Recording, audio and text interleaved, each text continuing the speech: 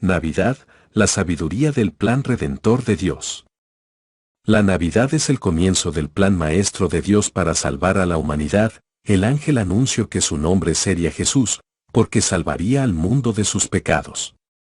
El pecado entraría en la humanidad y causaría una ruptura en la relación con el Padre Celestial.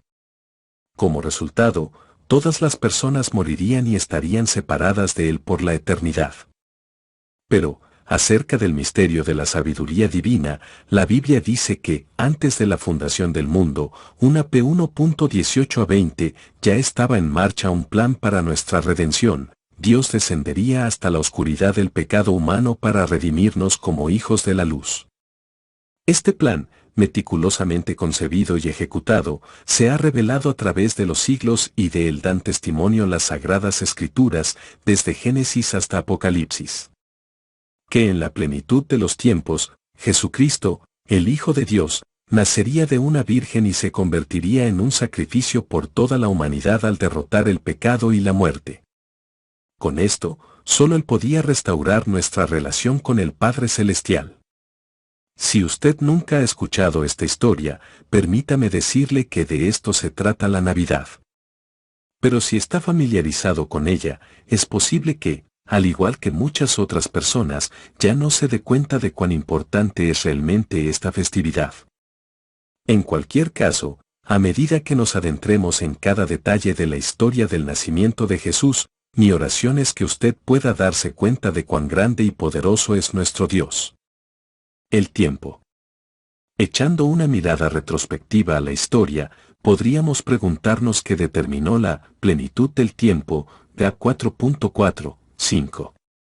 ¿Por qué Dios decidió que se cumpliera en ese tiempo su propósito redentor, al enviar a su Hijo a la tierra como un bebé? A lo largo de los siglos se desarrollaron civilizaciones y reinos admirables, pero el tiempo señalado por Dios para la llegada del Mesías fue durante el Imperio Romano. Aunque no conocemos todas las razones que tuvo Dios para elegir esa época, sí sabemos que había un aire de expectativa en la comunidad judía. Probablemente no esperaban que su Mesías viniera como un bebé indefenso, pero estaban buscándolo. La Biblia registra, incluso, que a un hombre justo y piadoso llamado Simeón, el Espíritu Santo le había dicho que no moriría sin ver antes al Cristo de Dios, LC 2.25-26. Todo estaba en su lugar, y el mundo estaba listo para la llegada del Salvador. La concepción. Nunca olvidaré el día que vi el letrero de una iglesia que decía, Jesús, solo un bebé más. Yo estaba horrorizado. ¿Cómo podía una iglesia que profesaba ser cristiana negar la deidad de Cristo? Jesús no fue un bebé común y corriente, porque su vida comenzó antes de la concepción. Él siempre ha existido como el eterno Hijo de Dios, ya en 1.1, pero Jesús vino a la tierra como un bebé, milagrosamente concebido por el Espíritu Santo en el vientre de una virgen, LC 1.30 a 35. El lugar. Cientos de años antes del nacimiento de Jesús, el profeta Miqueas predijo que de Belén saldría el que gobernará a Israel. Sus orígenes se remontan hasta la antigüedad, Mi 5.2 NVI. Por esta profecía, sabemos que el Mesías tenía que nacer allí, pero ¿por qué eligió Dios a este pequeño e insignificante pueblo? Desde una perspectiva humana, tiene más sentido que el Rey de Reyes hubiera nacido en la capital, Jerusalén, no en una pequeña aldea. La clave se encuentra en el significado de su nombre. Belén significa casa de pan. Qué apropiado que aquel que sería el pan vivo que descendió del cielo, ya en 6.51, naciera en la casa del pan. El Señor no solo eligió el lugar, sino que también dispuso sabiamente los acontecimientos para que se produjera el cumplimiento de su palabra. Aunque César Augusto pensó que era él quien había tomado la decisión en el Imperio Romano, Dios simplemente lo utilizó para proclamar un decreto de censo que haría que José y María viajaran de Nazaret a Belén, justo a tiempo para que ella diera a luz al Hijo de Dios en el lugar profetizado, LC 2.1 a 6. El ambiente. Si usted hubiera sido la persona encargada de decidir el lugar donde nacería Jesús, ¿cuál habría elegido? ¿Un palacio con sirvientes? ¿O tal vez una habitación privada en la casa de alguien, con una partera competente para ayudar en el parto? Por lo menos, ¿no les habríamos dado a María y a José albergue en una habitación limpia de una posada? No creo que ninguno de nosotros habría elegido un establo lleno de los olores y los sonidos de animales, sin embargo, eso fue exactamente lo que Dios dispuso para su Hijo amado. Una vez más, la pregunta que nos hacemos es, ¿por qué razón? El pesebre es una escena pintoresca, pero la realidad de un establo sucio y maloliente parece impropia para el Hijo de Dios. Sin embargo, incluso este lugar muestra la sabiduría del Señor. El pesebre es una ilustración del papel que Jesús vino a cumplir. El Cordero de Dios que quita el pecado del mundo, ya en 1.29, nació en medio de animales. El anuncio. Después que Cristo nació, el Padre Celestial envió un aviso del nacimiento.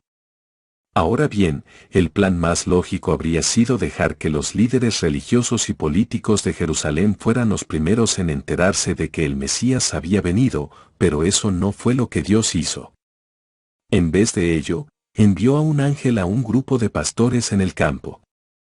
¿Por qué razón esa noticia trascendental fue compartida con aquellos que no tenían influencia o prestigio?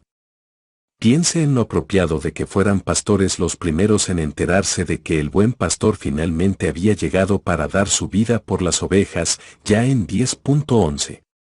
El nombre.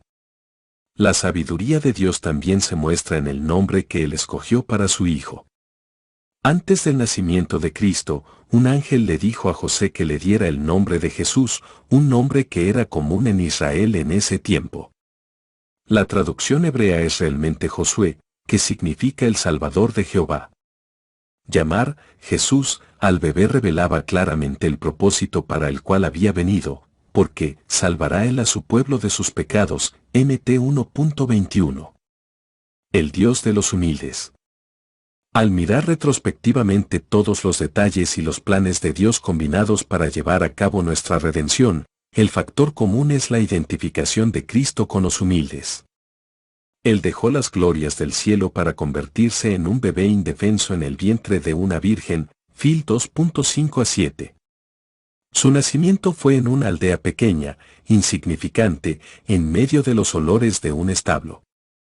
En lugar de sábanas delicadas, fue envuelto en una tela tosca y acostado en la paja de un pesebre. Quienes vinieron a reconocer su nacimiento eran un grupo de pastores humildes. Incluso, su nombre era común, pero su misión era extraordinaria. Aunque Él es el Rey de Reyes y Señor de Señores, no vino para exaltarse a sí mismo, sino para vivir entre nosotros y morir por nosotros. La sabiduría del gran plan de redención de Dios puede resumirse de una sola manera, o profundidad de las riquezas de la sabiduría y de la ciencia de Dios, cuán insondables son sus juicios, e inescrutables sus caminos. Ro 11.33. El Señor no hace nada al azar. Cada plan lo lleva a cabo meticulosamente en el momento preciso. Gracias al nacimiento, la muerte y la resurrección de Jesucristo, podemos aceptar la vida eterna que Dios ha planeado para nosotros. Ya no tenemos que vagar en la oscuridad, porque la gran luz ha llegado. Ser humildes de corazón y sumisos a la voluntad de Dios es la única manera de ver cumplidos sus propósitos para nuestras vidas. En Él vivimos, y nos movemos, y somos, dijo una vez el apóstol Pablo, Hcs 17.28. Eso significa que la vida verdadera comienza en Dios y es sustentada por Él. También significa que la vida verdadera continúa con Él, no tendrá fin jamás, sino que se extenderá para siempre en la eternidad. No sé qué pensará usted, pero yo no puedo pensar en una historia mejor que esta.